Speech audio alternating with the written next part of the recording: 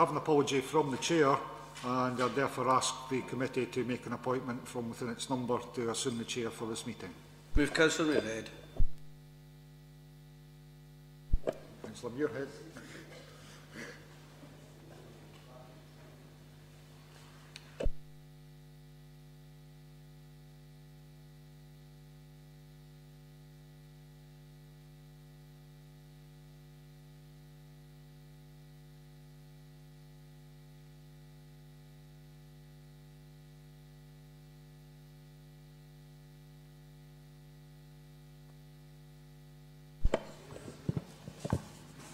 Thanks, John. Okay, we'll get the Performance Review and Scrutiny Committee meeting underway. Can I have apologies for absence? In addition to Councillor Milligan, Councillor Coventry, Chair. I think Councillor Bennett and Montgomery. Order of business. As published, Chair. Minutes of the meeting of the 21st of October 2014 for approval.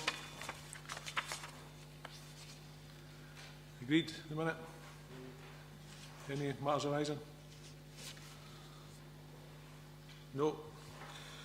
Okay then, on to item 5, the Audit Scotland Risk Assessment Report 2014.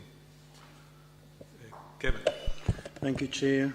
This paper was considered at Cabinet on the 18th of November. It's in respect of a risk assessment which was previously carried out on Midlothian Council's Benefits Service in June 2011, when Audit Scotland identified 21 risks to improvement. These were reported to the Chief Executive in August 2011, and in response, an action plan had been drafted to address those risks, which Audit Scotland had accepted as satisfactory and fully implemented.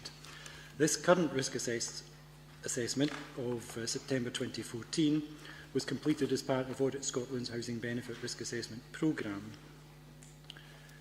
It's noted that the benefit service has significantly improved, as is detailed in Section 2.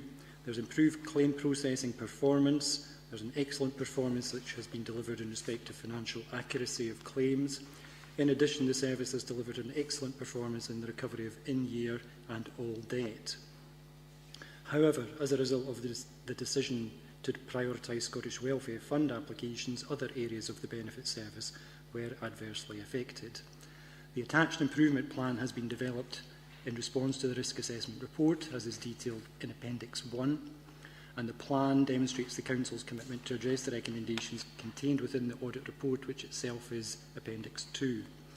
Audit Scotland have since responded that they are satisfied with this improvement plan and have offered to attend at Audit Committee to Council.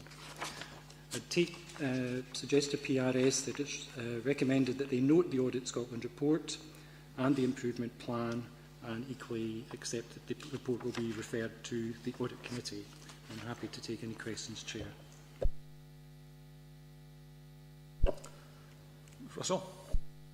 Thanks, Chairman. Just maybe push the head of service a little bit regarding the second bullet point in item 8, page 35, which says there's no evidence of challenge from members when the service is underperforming. Now that is a generalisation of the whole council, actually, the whole 18 members of council, whatever make-up on different committees and different structures it is.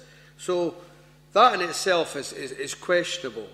But I'll come to the more meatier part, Chairman, if you allow me, and that is on page 39 under 24 and indeed 25. Now on 24 it talks in terms of again picking up this theme of no evidence of challenge from members. Now it then goes on to say that it was the Q2 Customer Services report that came to the Performance Review and Scrutiny Committee where there wasn't any challenge.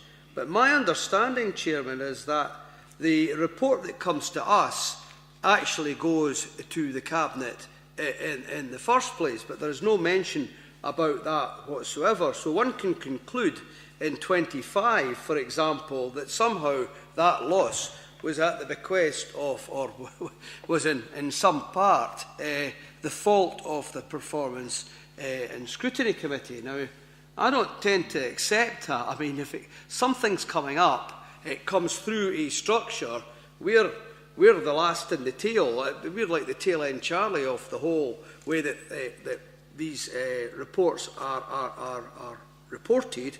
And this one, this example is the customer service report. The quarterly reports are reported into the Cabinet as well.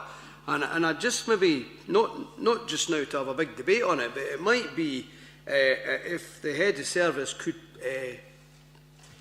could supply us with a timeline and what happened at every stage throughout the council, just so that we can maybe decide how we should look at this. Because looking at it on face value, Chairman, it says to me that we're the only part of the council that actually scrutinises, and I would actually challenge that the Cabinet have a role and a function by the very structure of the council to carry out that kind of scrutiny as well. So, just requesting that the head of service takes away my comments and comes back with a timeline of what happened, what was said, and how we have got to this point. Because it seems to me that somebody along the way could have picked up and asked, dare I say, it may be the council, it could be the Cabinet, for a supplementary amount of money to be put in there so that we didn't lose out. Because this council has lost out by the very nature of, one could say, the inactivity of elected members. And I do it as a general elected members, as opposed to just saying Performance Scrutiny Committee. Thanks for your forbearance, Chairman. I think it is important. I mean, we do a lot of scrutinising or decisions and reports coming through the council here.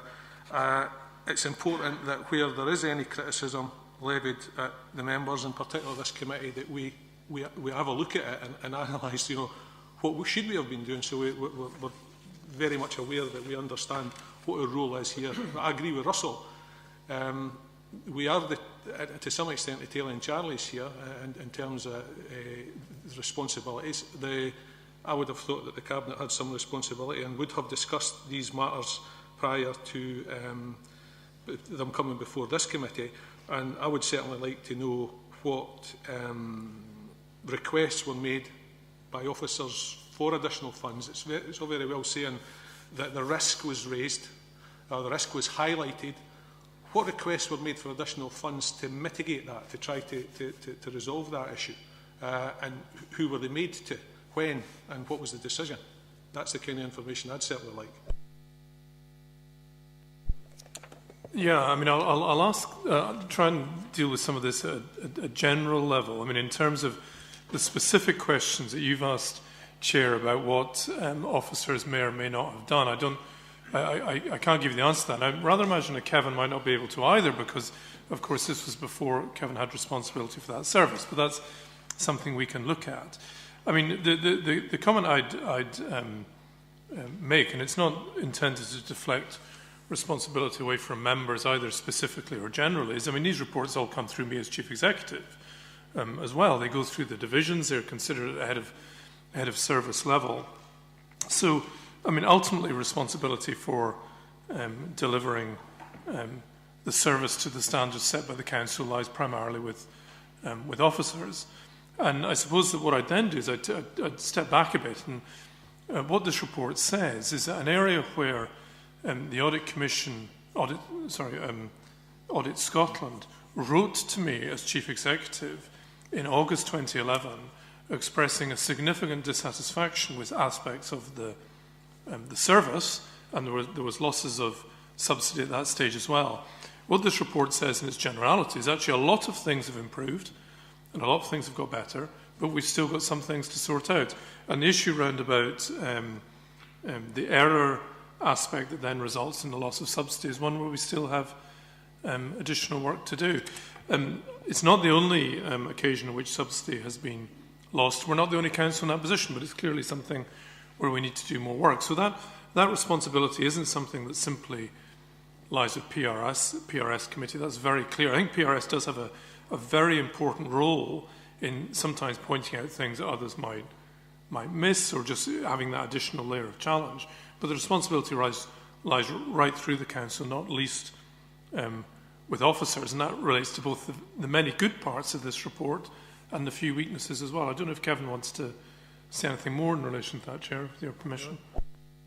Thank you. Just to add, in terms of initial response to Councillor Imrie, the challenge was made at the time with Audit Scotland when they were on site carrying out this inspection, because they certainly fed back that position.